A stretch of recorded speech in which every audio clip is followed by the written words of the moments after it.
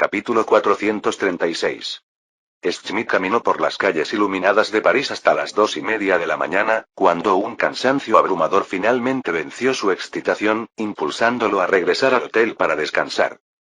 Esa noche compró una cantidad incalculable de ropa de moda, productos sanitarios y artesanías. Sus sirvientes ya estaban agotados de cargar con paquetes grandes y pequeños, por lo que tuvieron que contratar a un muchacho de más de 10 años para que les ayudara a llevar los artículos. El Hotel Royal Palace Gardens, donde se alojó Schmidt, era extremadamente lujoso. La suite estaba equipada con iluminación de gas que brillaba tan fuerte como el sol. Solo por eso, pensó que gastar 3 florines más para alojarse allí era la decisión correcta.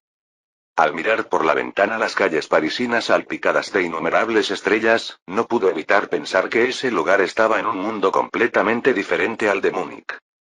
Pensó en las calles limpias y luminosas, la multitud bulliciosa, especialmente las elegantes y hermosas damas francesas, y la variedad de productos exquisitos en los escaparates, mientras su boca saboreaba los sabores frescos de camarones, ostras y nueces mixtas. Ese era el banquete al estilo del norte de África que acababa de disfrutar. Su sirviente dejó caer un montón de objetos sobre la mesa, frotándose los brazos acalambrados y, con una mirada hacia la bulliciosa vista nocturna de la ciudad desde la ventana, no pudo evitar exclamar en voz alta: «Oh, creo que el cielo podría verse así». Schmidt no se burló de su sirviente por ser inexperto como de costumbre, sino que inconscientemente asintió con la cabeza en señal de acuerdo. A las 6 de la mañana, después de haber dormido apenas 3 horas, Schmidt se despertó al oír que el camarero llamaba a la puerta del hotel. «Señor Schmidt, me pidió que se lo recordara por la mañana. Son las 6». «Oh, sí, gracias». A Schmidt le costó mucho levantarse de la cama, se refrescó rápidamente y luego salió corriendo por la puerta con su sirviente hacia el Palacio Real. En la entrada del Palacio Real ya estaban esperando a varios representantes de la Cámara de Comercio de Baviera. Schmidt se acercó rápidamente a los rostros familiares y los saludó cortésmente. Unos momentos después, la música llenó el aire y el ministro de Industria Mirabeau pronunció otro largo discurso. Luego, acompañado por la liberación de palomas blancas, las grandes puertas del Palacio Real se abrieron lentamente. Armado con una invitación VIP, Schmidt no hizo cola como otros visitantes, sino que entró al Palacio Real a través de un pasaje especial. Cuando los jardines del Palacio Real aparecieron ante él, sus ojos se abrieron instantáneamente. Había asistido a algunas ferias y exposiciones antes, como las que Austria empezó a organizar regularmente hacía más de 10 años, llamadas exposiciones europeas, e Inglaterra había organizado eventos similares, pero esas eran más bien ferias rurales ligeramente más lujosas. Los talleres y los comerciantes exhibían sus productos y los promocionaban con entusiasmo. El gobierno organizaba visitas de la nobleza y los ricos, seguido de banquetes y bailes, y finalmente, los eventos se clausuraban con éxito. Pero lo que había ante Schmidt ahora no era una feria rural, sino pabellones grandiosos de varios países, separados por altos muros de madera o divisiones de horticultura. Desde el cercano pabellón austríaco, vio versiones en miniatura de la sala de conciertos Hofburg, la Catedral de San Esteban y otros edificios emblemáticos. A su lado, el pabellón del norte de África estaba decorado como una escena portuaria del Mediterráneo, con una maqueta del Coliseo romano parcialmente oculta a la vista. Una vez que él y otros dignatarios ingresaron al pabellón austríaco, lo que se presentó ante ellos fue la industria emblemática de Austria: la cristalería. A diferencia de la simple exhibición de mercancías del pasado, lo que se exhibió aquí fue un conjunto completo de modelos del proceso de producción de vidrio, junto con varios artesanos realizando demostraciones para el público. Cuando vio la creación de una jarra de vino de cristal de colores después de un proceso extremadamente complejo, sintió inmediatamente que el objeto parecía estar dotado de alma. A continuación, se realizaron exposiciones de industrias como el curtido de cuero, la fundición de hierro y más. En el pasado, cuando Schmidt asistía a este tipo de exposiciones, echaba un vistazo casual a las piezas, elogiando como mucho la artesanía de un artículo en particular. Pero hoy, pasó más de una hora solo en el pabellón austríaco, hasta que los visitantes generales comenzaron a llegar, antes de seguir de mala gana las señales hacia el pabellón holandés adyacente. Allí, Schmidt quedó rápidamente cautivado por la demostración del proceso de construcción naval, y cuando vio el nuevo buque de carga interior diseñado por los holandeses, sus ojos se iluminaron de inmediato. Como segundo operador naviero de Baviera, se dio cuenta inmediatamente de que con este tipo de barco podría reducir significativamente sus costes. Se apresuró a avanzar para preguntar a los que estaban en el pabellón holandés sobre la dirección de la fábrica que fabricaba estos barcos y otra información, planeando comprar varios de ellos después de que terminara la exposición. Sin embargo, un miembro del personal de la exposición que estaba cerca escuchó sus palabras e inmediatamente sonrió, indicándole que había una sala de negocios en el segundo piso del Palacio Real, donde había información detallada sobre todos los artículos exhibidos e incluso se podían firmar transacciones directamente. Después de pagar un pequeño depósito, un camarero condujo a Schmidt hasta el salón de negocios. Inmediatamente vio abogados y empleados del banco esperando para atenderlo en cualquier momento. Antes de la hora del almuerzo, Schmidt había firmado una carta de intención de compra con el astillero y había pagado un pequeño depósito en presencia de un abogado. Y todo ese dinero fue transferido directamente a los Países Bajos a través del Banco de Francia, lo cual resultó sumamente conveniente. Cuando Schmidt regresó al lugar principal de la exposición en los jardines del Palacio Real, no pudo evitar exclamar en su corazón: así se pueden realizar exposiciones así. Al mismo tiempo, en cada pabellón del Palacio Real, visitantes de diferentes países expresaban su asombro. Así también las exposiciones pueden ser así. Absolutamente brillante. Realmente valió la pena venir a París esta vez. Ha sido una experiencia reveladora. El asombro de la gente estaba totalmente dentro de las previsiones de Joseph. Bromas aparte, varias actividades comerciales y exposiciones del siglo XXI ya estaban maduras. El solo hecho de copiar casualmente algunas de aquellas exposiciones que había visto, para una época en la que la exposición universal solo aparecería medio siglo después, fue como un golpe dimensional. En esta exposición, desde la disposición de los pabellones de varios países hasta el contenido de las demostraciones y la creación de las maquetas, todo se realizó bajo su dirección, por lo que, naturalmente, no faltó de nada. Esto se debió únicamente a que el tiempo de preparación fue relativamente ajustado. De lo contrario, si hubiera añadido trajes nacionales, bailes e incluso gastronomía de varios países, el impacto de la exposición habría sido aún más sensacional. Al día siguiente, cuando Schmidt finalmente llegó al pabellón francés, se quedó asombrado en el acto. Los visitantes estaban sentados en carros turísticos tirados por máquinas de vapor, que viajaban automáticamente a lo largo de los rieles que rodeaban el pabellón.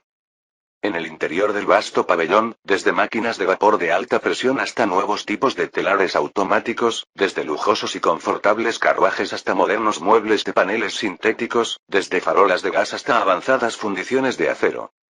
La abundancia de inventos novedosos era deslumbrante y todo tipo de productos no solo estaban bellamente elaborados sino que también exudaban un aire de alta gama. Unas pocas horas de visita mejoraron significativamente la imagen de Francia en su mente. Capítulo 437. Palacio de las Tullerías, segundo piso. Joseph miró el informe de estadísticas de la Feria Mundial que Bailey acababa de compilar y no pudo evitar sonreír. Al principio, solo quería aprovechar la celebración de la Exposición Universal y la oportunidad de instalar farolas de gas en París para promocionar ampliamente a Francia. Sin embargo, no esperaba que, incluso antes de terminar la feria, los pedidos ya habían alcanzado más de 6 millones de francos. Además, esa era solo la cantidad firmada en la sala comercial. Según la estimación de Bailey, incluyendo las transacciones privadas, el total debería superar los 10 millones de francos. De ellos, casi el 70% de los pedidos se destinaron a Francia, que, como país anfitrión, contaba con los pabellones feriales mejor preparados y una promoción de productos muy exitosa, lo que no sorprendió a nadie. Aunque muchos de estos pedidos podrían no materializarse al final, siempre que entre el 60 y el 70% se concretaran, ello impulsaría enormemente las ventas de productos industriales franceses. Tenga en cuenta que esto era solo una feria y los compradores todavía se acercaban a los productos con una actitud de prueba. Una vez que estos productos ingresaran a los mercados de varios países europeos y obtuvieran la aprobación local, creando una demanda estable, ese sería el momento en que las ventas de productos industriales franceses aumentarían drásticamente. Gracias a tratados como el Tratado del Edén firmado con Inglaterra y el Tratado del Rin-Saona firmado con la mitad de los estados alemanes, estos productos no tendrían muchas dificultades para entrar en los países citados. Una vez recuperado el capital, creándose un ciclo positivo de producción, ventas, financiación e investigación y desarrollo, y con Joseph proporcionando orientación para el desarrollo industrial de Francia, se podía anticipar que este país tendría una probabilidad muy alta de salir victorioso en la competencia de la primera revolución industrial. Sin embargo, Joseph también vio en esta feria que otros países europeos estaban poniendo cada vez más énfasis en el desarrollo industrial. Sin mencionar a Inglaterra, el líder de la revolución industrial. Ya fueran los estados alemanes o los diversos estados de Italia, todos ellos habían puesto sus miras en las industrias del carbón y del acero y habían comenzado a involucrarse con la tecnología de las máquinas de vapor. Es inevitable. Europa es así de pequeña. Si un país introdujera algo bueno, otras naciones seguirían inmediatamente su ejemplo. Históricamente, después de que comenzara la revolución industrial en Inglaterra, las demás grandes potencias europeas también comenzaron su industrialización en sucesión, siendo Austria la más lenta en avanzar, con un retraso de tan solo 20 años respecto de Inglaterra. Por eso, Joseph no se atrevió a aflojar el paso a la hora de promover el desarrollo industrial francés. El mundo de esa época se regía por la ley de la selva. Las naciones poderosas no mostraban piedad hacia las más débiles, sobre todo cuando la nación más fuerte del momento era Inglaterra, que tenía la intromisión arraigada en su ADN. Francia tenía que ser lo suficientemente fuerte para contrarrestar la hostilidad y la subversión que los ingleses inevitablemente infligirían, y para eso, el ritmo de industrialización tenía que acelerarse.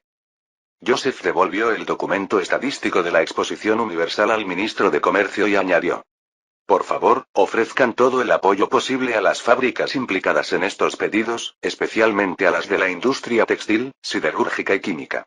Si surge alguna dificultad, comuníquenmela directamente. Sí, Su Alteza.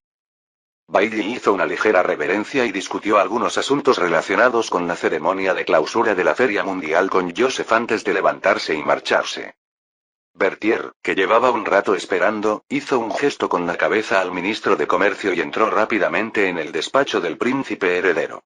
Hizo una profunda reverencia a Joseph y luego dijo: Su Alteza, hemos recibido noticias de Viena a mediodía de que el cuerpo de Lefebvre ya ha llegado a Brunn. Se espera que la Guardia Real de Silesia concluya su reunión en 5 días. Joseph asintió. Por favor, transmita mis órdenes al cuerpo de guardia a través del Estado Mayor. Todo el ejército debe descansar temporalmente en territorio austríaco. Me dirigiré a Silesia inmediatamente después de que termine la exposición universal. Berthier parecía algo sorprendido. Su Alteza, ¿va usted a Silesia? Después de todo, en su mente, la batalla que involucraba a Francia en Silesia era principalmente una postura hacia Austria, y no había necesidad de que el príncipe heredero fuera personalmente. Sí, asintió Joseph, vamos a participar en algunas batallas intensas allí, por lo que debo estar presente en el frente. Al ver la mirada perpleja en los ojos de Berthier, Joseph se rió y dijo: en la actualidad, la línea fronteriza entre Prusia y Austria prácticamente no ha cambiado desde antes del inicio de la guerra, lo que les permite negociar fácilmente un alto el fuego. Pero si Prusia perdiera parte de Silesia, ¿cree que aceptarían ese resultado? Berthier inmediatamente se dio cuenta de algo y rápidamente dijo: Su Alteza, en ese caso tendríamos que enfrentarnos a 120.000 soldados prusianos. Debes tener confianza en los soldados de Francia, dijo Joseph. Además, de todos modos, tarde o temprano nos enfrentaremos a una gran batalla y es beneficioso para nuestras tropas acumular experiencia más pronto que tarde. Joseph tenía muy claro que mientras los estados alemanes no pudieran unirse, Inglaterra por sí sola no podría representar una amenaza seria para Francia en el continente europeo. Por lo tanto, era esencial mantener activo el foco de Silesia. Rusia. San Petersburgo. Catalina II miró con sorpresa al ministro de Asuntos Exteriores francés que tenía delante. ¿Está usted diciendo que Francia realizará inversiones a gran escala en el Donbass y enviará gente allí para el desarrollo? Sí, Majestad, dijo Talleyrand haciendo una reverencia.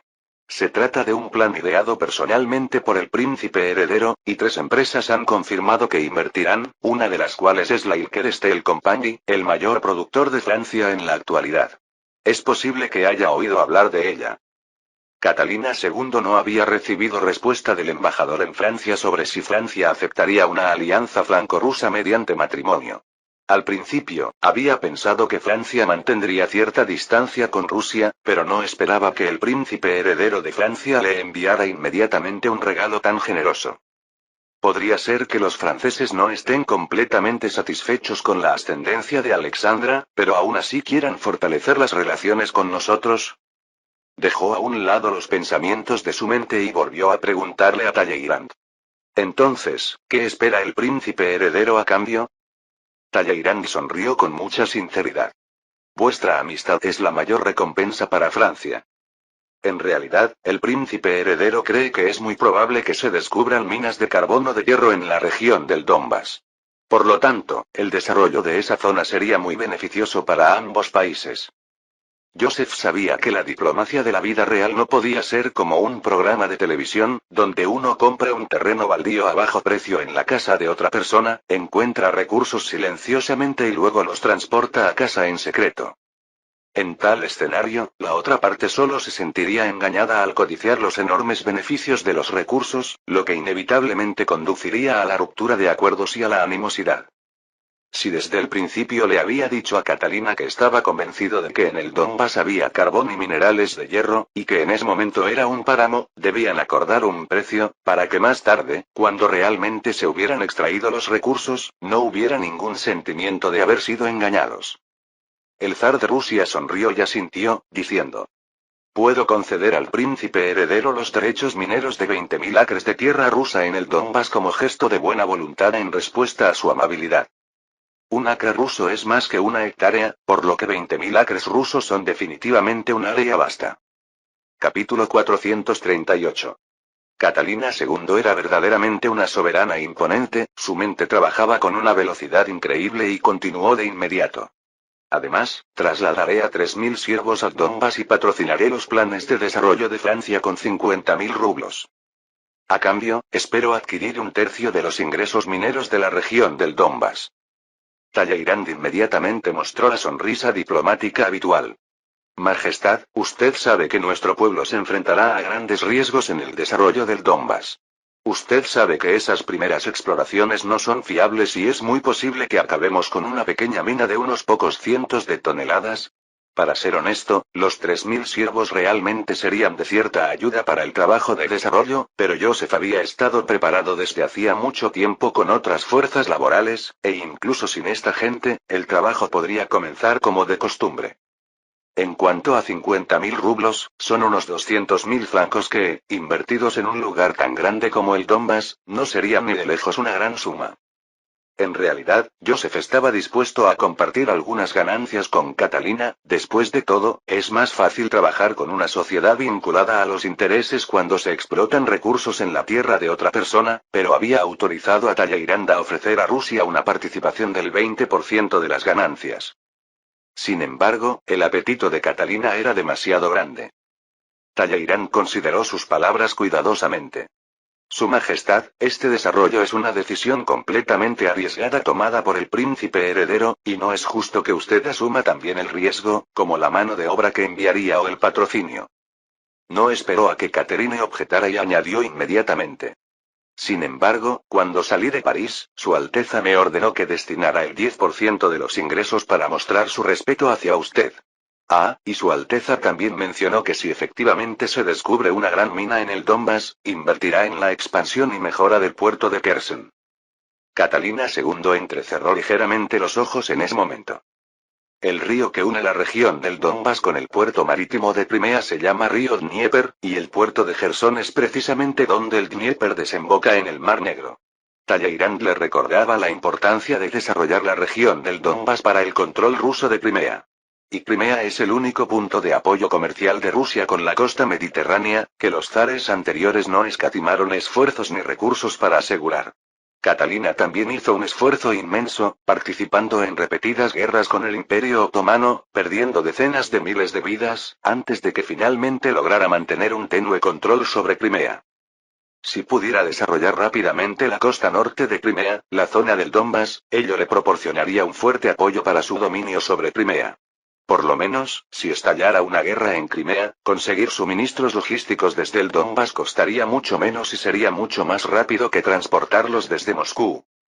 Ella le sonrió a Talleyrand y dijo: Gracias por la consideración del príncipe heredero hacia nuestro país.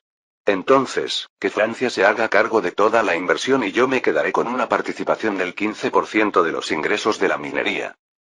De hecho, ella pensaba que desarrollar el Donbass era arriesgado y que si los franceses realmente encontraban una mina importante, seguramente necesitarían una gran fuerza laboral para la minería, por lo que no sería demasiado tarde para intercambiar siervos para aumentar su participación en ese momento. Talleyrand suspiró aliviado por dentro, pero siguió regateando.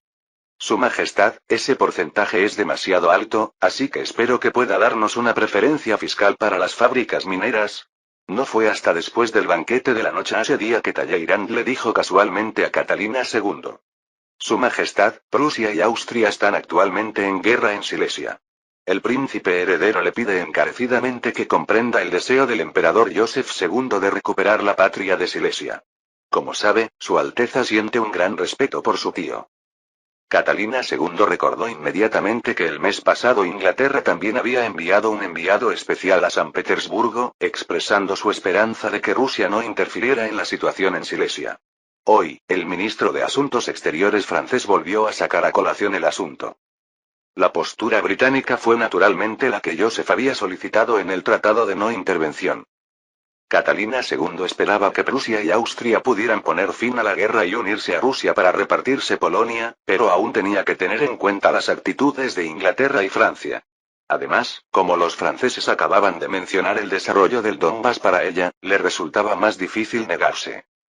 Por lo tanto, ella asintió y dijo: Arzobispo Talleyrand, por favor transmita a Su Alteza que no tengo intención de entrometerme en los asuntos de Silesia.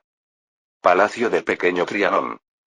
Tan pronto como la reina María entró en la habitación, no podía esperar para sentarse, lucía muy cansada, pero su rostro estaba lleno de una sonrisa. ¡Ah, qué gran fiesta! Mira, toda Europa estaba pendiente de París, todos expresaban su admiración sin cesar, todos.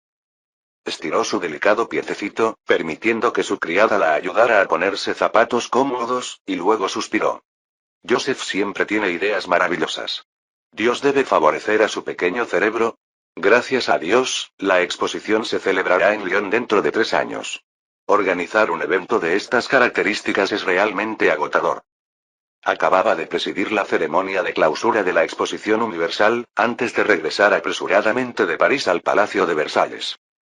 La condesa de Brenignac le recordó.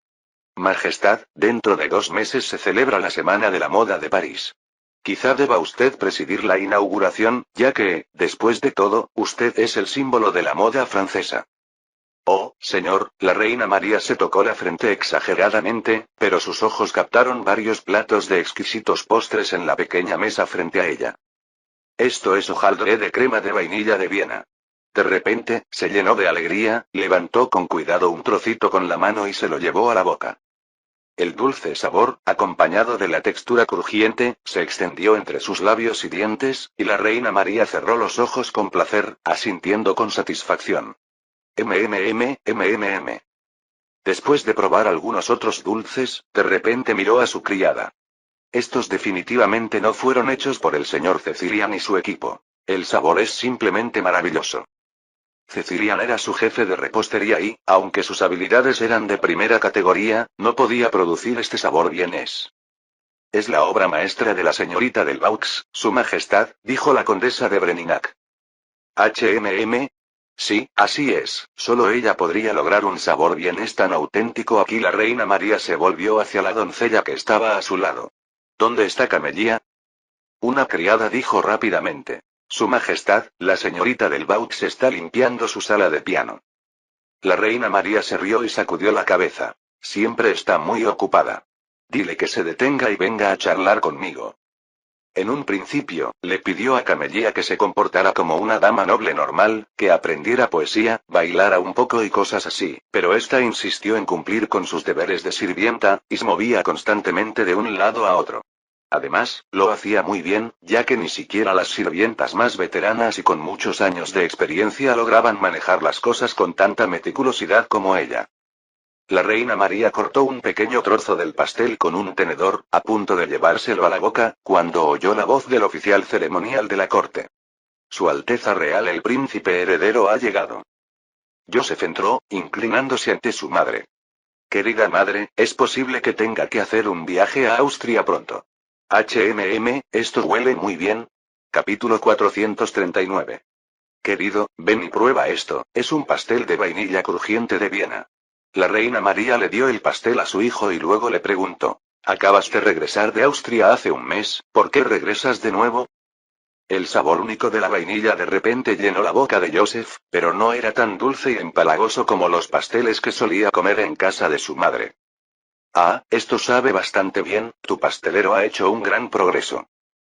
Joseph ofreció un cumplido casual y luego se puso manos a la obra. Mi tío está preparando una gran campaña en Silesia. Ya sabes, tengo que ir a mostrarle mi apoyo. Realmente espero que la guerra termine pronto.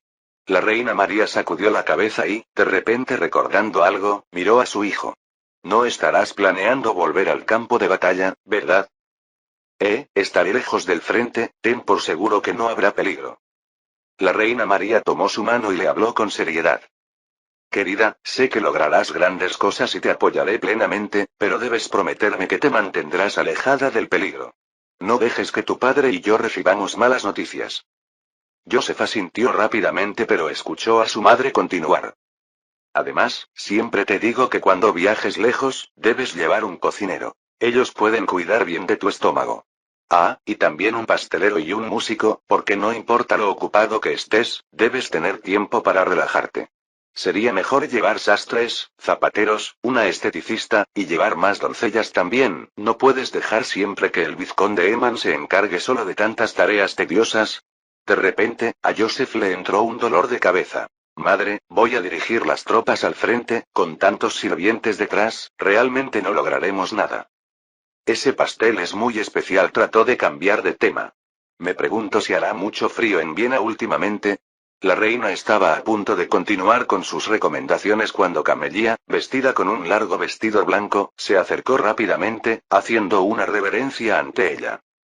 Su Majestad la reina, ¿me ha llamado? Ah, príncipe heredero, usted también está aquí. Estoy encantada de verlo. La reina María mostró una sonrisa amable y la saludó. Querida, los dulces que has hecho son fantásticos. Creo que el señor Cecilian debería estar nervioso, por supuesto, jeje. Todo es gracias a mi madre, dijo Camelia. Ella solía trabajar como pastelera en la casa del archiduque Fernando. La reina María miró el sudor en su frente y dijo suavemente. Deberías dejarle la limpieza y esas cosas a Bettina y los demás, ¿no es necesario? Se detuvo allí, recordando de pronto que su hijo acababa de felicitar a Camelia por su pastel, y al ver lo trabajadora y competente que era la muchacha, ocupándose ella sola del trabajo de varias criadas, se le ocurrió una idea. ¿Y si acompañaba a Joseph a Austria? De esa manera, habría alguien que se encargara de sus comidas durante el viaje. La reina María inmediatamente miró hacia Camelia. Querida, ¿estarías dispuesta a ayudarme a encargarme de las comidas del príncipe heredero y a acompañarlo a Austria? El corazón de Camelia dio un vuelco al recordar las palabras de su maestra, dudó por un momento antes de asentir rápidamente. Por supuesto, Su Majestad, sería un honor para mí viajar con Su Alteza. Joseph se sorprendió y dijo apresuradamente. Madre, ¿esto podría no ser del todo? La reina María fingió severidad inmediatamente. Entonces traerás 3 cocineros, 5 mucamas y... Ah, está bien, dijo Joseph, entregándose. No tienes que decir nada más, la llevaré conmigo, ¿de acuerdo? Esa tarde, el convoy de Joseph partió hacia Austria. En el tercer vagón del convoy, Camelia asintió cortésmente y le sonrió a Perna, que estaba sentada frente a ella. Dado que el general Berthier estaba discutiendo asuntos en el vagón del príncipe heredero, terminó compartiendo este vagón con la doctora. Perna también asintió en respuesta, pero estaba algo distraída. ¿No era esta chica una doncella de la reina? ¿Cómo había acabado aquí con el príncipe heredero? ¿Fue ella quien insistió en venir, o fue Su Alteza quien activamente le pidió que... No, ¿por qué estoy pensando en estas cosas? En el carruaje de Joseph, Berthier dijo. Su Alteza, los 12.000 juegos de insertos antibalas han sido empaquetados como usted solicitó y enviados a Silesia como uniformes militares. Un juego de insertos antibalas consta de 5 piezas, que pueden utilizarse para equipar a un soldado. Joseph asintió. Debes asegurarte de que lleguen a tiempo. Serán vitales para nuestra victoria sobre los prusianos. Berthier miró entonces el mapa sobre la mesa y dijo: Su Alteza, el Duque de Brunswick ha colocado cerca de 200 cañones en la línea occidental de Legnica. Si logramos atravesar la línea defensiva prusiana, me temo que sufriremos muchas bajas. Tienes razón, dijo Joseph también con seriedad. Silesia y los Países Bajos meridionales son diferentes. Este lugar es una zona ocupada por el enemigo y un área clave para la gestión. La movilidad de las tropas y el suministro de materiales pueden ser muy eficientes, lo que hace que la situación sea extremadamente difícil para el ejército francés. Por eso debemos evitar un ataque frontal a la línea defensiva prusiana. En la parte sur del Donbass. Ekaterinoslav. Este peculiar nombre debía conmemorar el gran logro de Catalina II al conquistar la región de Crimea. Sin embargo, en ese momento, aparte de una pequeña ciudad muy rural, básicamente todavía era un páramo. De hecho, en las vastas tierras desde Donbass hasta Crimea, había menos de 700.000 personas, pero esta zona es más grande que los Países Bajos y el sur de los Países Bajos juntos. El vizconde Olivier, propietario de la Ilkerestel Company, se encontraba en la cima de una colina desnuda y se sentía muy incómodo en ese momento. Esta vez había invertido la mitad de su riqueza en Rusia. Si no encontraba la gran mina de carbón y hierro que mencionaba el príncipe heredero, correría el riesgo de quiebra. Un teniente oficial se acercó a caballo y gritó en voz alta: Jefe de grupo, los trabajadores ya llegaron, ¿cómo le gustaría organizarlos? El grupo de desarrollo del Donbass estaba formado por 170 personas y, como el vizconde Olivier era el que más invertía, asumió el papel de jefe del grupo. El jefe adjunto del grupo era el capitán Lemaire, que había sido teniente del cuerpo de guardia y fue enviado por Joseph para gestionar los asuntos militares del grupo de desarrollo. El vizconde Olivier miró con sus binoculares hacia el pie de la montaña y vio, en efecto, una hilera sinuosa de personas que aparecían y desaparecían entre la hierba silvestre. Su número ascendía al menos a miles. Tiró de las riendas de su caballo y siguió a Lemaire de regreso al campamento. No hay que hacer nada especial, que allanen el terreno y que utilicen la hierba silvestre para hacer algo con lo que protegerse del viento y la lluvia. En este lugar desolado, sin nuestra insistencia, no se atreverán a ser perezosos. Después de un rato, los dos, junto con sus guardias, regresaron al campamento. El llamado campamento, en realidad, era solo un gran espacio despejado con 7 u 8 casas de madera y una gran cantidad de tiendas de campaña. En ese momento, más de 100 trabajadores vestidos con ropas norteafricanas y sucios irrumpieron en el campamento. Lemaire aceleró su caballo y dio instrucciones a los soldados. Que amplíen el área del campamento y construyan sus refugios, solo podrán comer después de que el trabajo esté hecho. Alguien repitió inmediatamente la orden a los trabajadores en árabe, y la multitud se dispersó con un estruendo, cada uno tomando herramientas para comenzar su trabajo. Estos eran los trabajadores que Joseph utilizó para el desarrollo del Donbass. Algunos de ellos eran prisioneros de guerra de Argel y Trípoli, y entre ellos, los de piel oscura pertenecían a la Guardia Imperial marroquí. Después de varias batallas en el norte de África, el número de prisioneros no era grande, pero todavía había 3 o 4 mil, y estos prisioneros eran todos trabajadores fuertes. Argel no se atrevió a pedir el regreso de sus cautivos. Según la tradición otomana, los soldados capturados solían enfrentarse a severos castigos al regresar y algunos incluso se convertían en esclavos. Por ello, muchos de los prisioneros de guerra de Trípoli no estaban dispuestos a regresar y, por supuesto, aunque lo hubieran querido, Joseph no los habría liberado. Capítulo 440. De hecho, a menos que Francia dijera algo, el propio Imperio Otomano ni siquiera sabría si las tropas que no habían regresado fueron capturadas o habían perecido en batalla. Al final, básicamente serían tratadas como si hubieran muerto en combate. Además, gracias a la entusiasta ayuda de los maoríes, la ciudad de Nueva Zelanda estaba prácticamente terminada.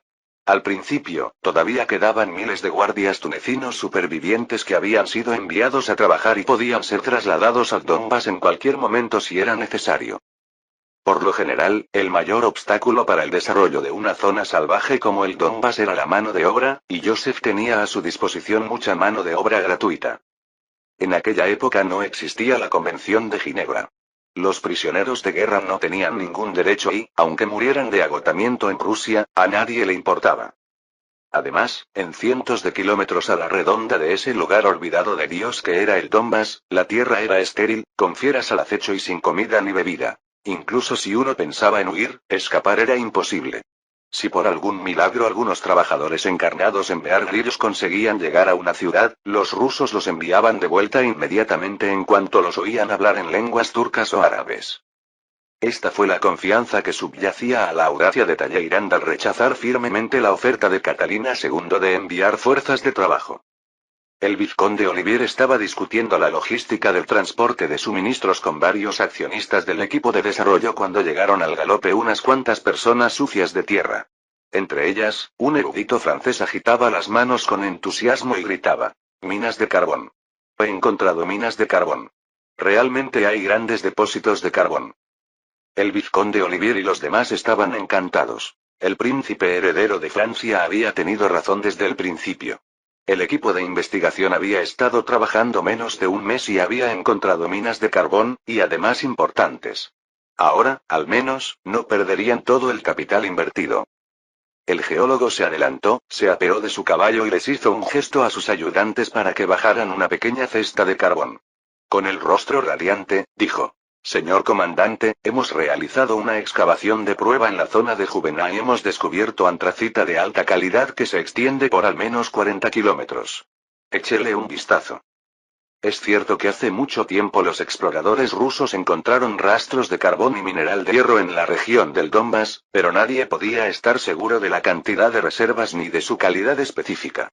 Para intentar excavar, primero había que establecer un campamento y luego invertir una cantidad significativa de dinero en una exploración detallada.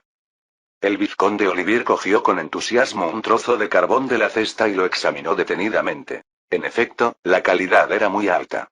Pasó el carbón a los accionistas que estaban cerca y todos asintieron encantados. Si se tratara de antracita, no sería solo cuestión de recuperar parte de los costes. Siempre que las reservas fueran lo suficientemente grandes, seguramente harían una fortuna.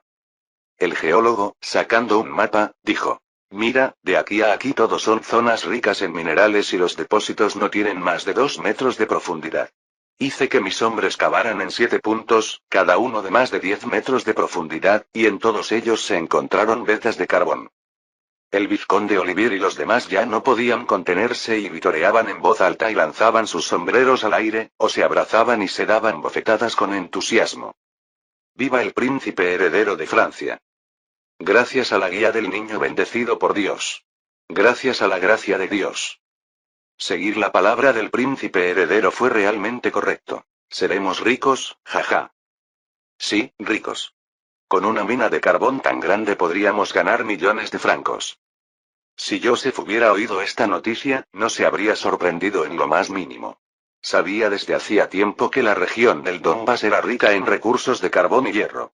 El yacimiento de carbón del Donbass incluso sustentaba más del 70% de la producción industrial del posterior Imperio Rojo. De hecho, lo que el vizconde Olivier y su equipo habían descubierto era solo la punta del iceberg. Todo el yacimiento de carbón del sur de Donbass cubría una superficie de 15.000 kilómetros cuadrados. Y la mayor parte consistía en minas de carbón a cielo abierto, enterradas a poca profundidad, que podían extraerse fácilmente de forma manual. En ese mismo momento, el equipo minero enviado por el grupo de desarrollo a la zona de Privoy Rog ya había descubierto reservas de mineral de hierro de gran volumen, pero como estaba un poco lejos, la minería de prueba todavía estaba en curso. Aunque la calidad del mineral de hierro en el Donbass no era la mejor, las reservas eran extremadamente ricas. Las exploraciones posteriores revelaron más de 3.500 millones de toneladas. Junto con el carbón, que costaba casi tan poco como las piedras en esta región, era posible fundir lingotes de hierro a un precio extremadamente bajo, por lo que el valor de la minería seguía siendo muy alto.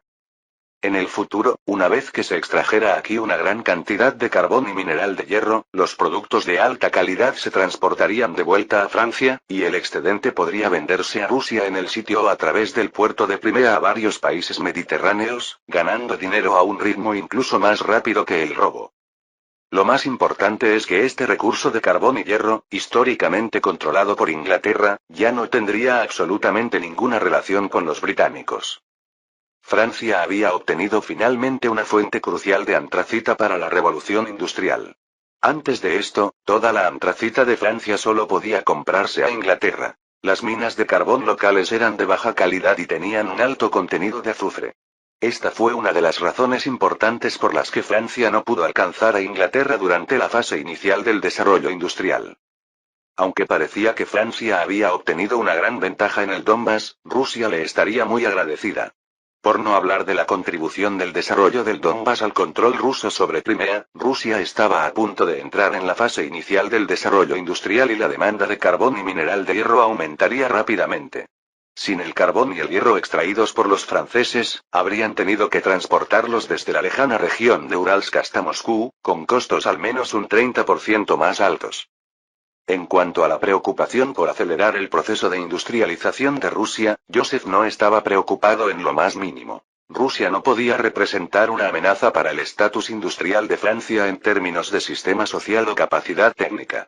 Si eso significaba permitir que la industria de bajo nivel de Rusia se desarrollara un poco más rápido mientras Francia podía obtener ganancias sustanciales, eso era completamente aceptable. El vizconde Olivier de repente pensó en algo e hizo un gesto para que todos guardaran silencio, luego dijo muy seriamente: en cuanto al descubrimiento de la gran mina de carbón, esto debe mantenerse estrictamente confidencial. Sí, comandante, respondieron. Después de que todos se dispersaron, el vizconde Olivier inmediatamente tomó su dinero y se apresuró a ir a Kursk. Él iba a comprar un terreno. El arzobispo Talleyrand le había dicho que el zar de Rusia había prometido al grupo de desarrollo que podría comprar tierras en la región de Donbass a un precio de un rublo por acre ruso.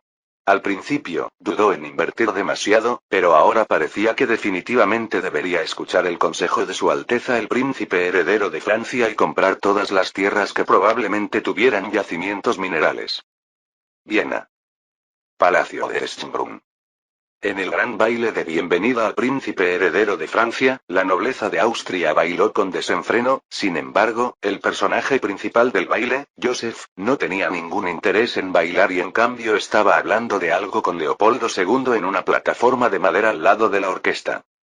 Puedes confiar plenamente en el poder de combate de mi ejército, dijo Joseph, así que, aunque mi plan es algo arriesgado, también puede llevarnos a la victoria. Leopoldo II lo miró con cierta sorpresa. Había oído que el príncipe heredero de Francia había comandado tropas en los campos de batalla del norte de África y de los Países Bajos del sur, pero creía que se trataba simplemente de las aventuras de un joven. Sin embargo, después de la discusión detallada que habían mantenido sobre la campaña, se dio cuenta de que ese joven realmente debía haber participado en la lucha y estaba bastante familiarizado con los asuntos militares. Fin del capítulo 440.